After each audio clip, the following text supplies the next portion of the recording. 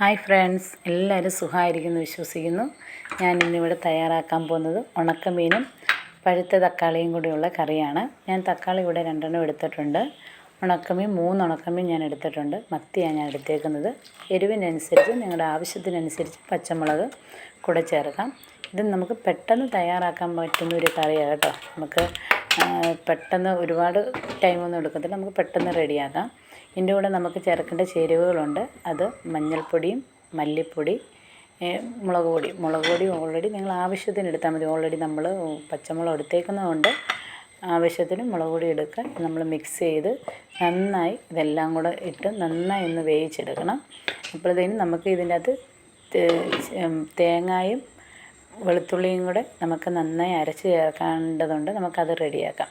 ആവശ്യത്തിന് നമുക്ക് തേങ്ങയും വേറൊന്നും നമ്മൾ അതിൻ്റെ അകത്ത് ചേർക്കുന്നില്ല.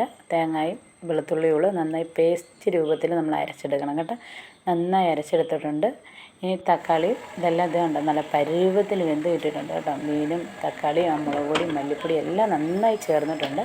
അതിൻ്റെ കൂടെ നമുക്ക് 2 കറിവേപ്പിലയും കൂടി ഇട്ട് നമുക്ക് ഈ തേങ്ങയും അരച്ച് വെച്ചിരിക്കുന്ന തേങ്ങ നമുക്ക് ഒഴിച്ച് നന്നായി നമുക്ക് ഇളക്കി യോജിപ്പിച്ച ശേഷം ചെറിയ ആവശ്യത്തിന് ഉപ്പും കൂടെ ചേർക്കണം. ഉപ്പും കൂടെ ചേർത്ത് കഴിഞ്ഞ് ചെറിയ ചൂടുവെള്ളം, പച്ചവെള്ളം ഒഴിക്കരുത്. ഞാൻ തിളപ്പിച്ച വെള്ളം തന്നെയാണ് ഒഴിക്കുന്നത്.